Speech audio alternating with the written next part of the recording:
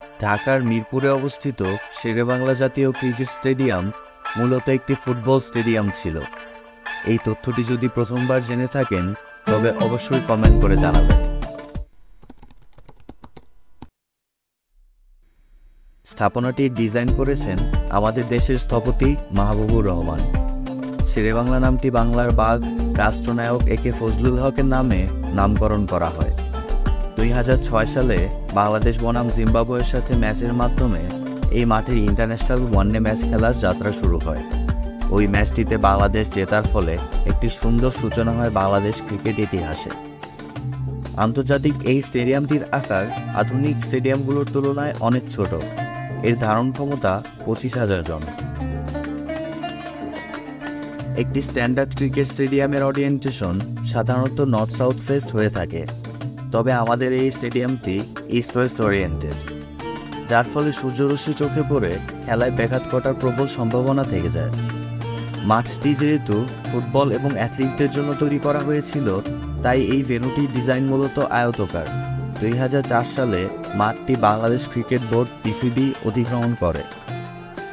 কিছু নেতিবাচক দিক থাকা সত্ত্বেও এই মাঠে রয়েছে চমৎকার পানি নিষ্কাশনের ব্যবস্থা। এর আউটফিল্ড এবং বিশ্বমানের পিচ রয়েছে, যা অনেক আন্তর্জাতিক ক্রিকেট স্টেডিয়ামগুলোর তুলনায় যথেষ্ট মানসম্মত।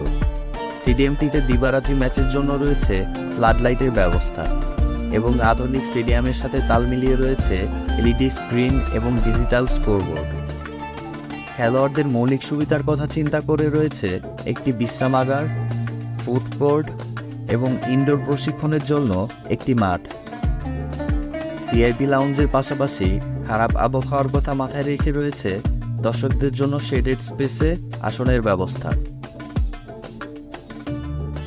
2007 সালে প্রতিপক্ষ ভারতের সাথে প্রথম টেস্ট ম্যাচ এবং 2011 সালে বাংলাদেশ বনাম ওয়েস্ট ইন্ডিজের মধ্যকার টি-20 ম্যাচের মাধ্যমে 3 ফরম্যাটের খেলার পরিবেশনার জন্য উপযুক্ত হয় ভেন্যুটি।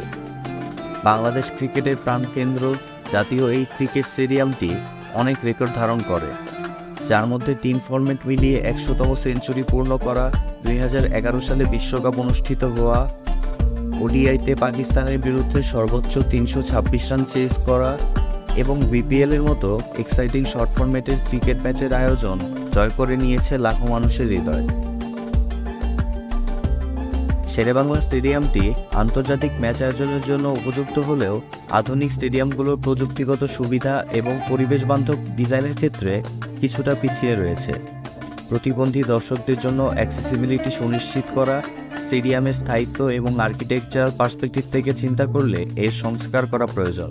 যুগোপযোগী আধুনিক সুযোগ সুবিধা যোগ করলে এই স্টেডিয়ামটি হয়ে উঠতে পারে আরও আকর্ষণীয় এবং কার্যকরী।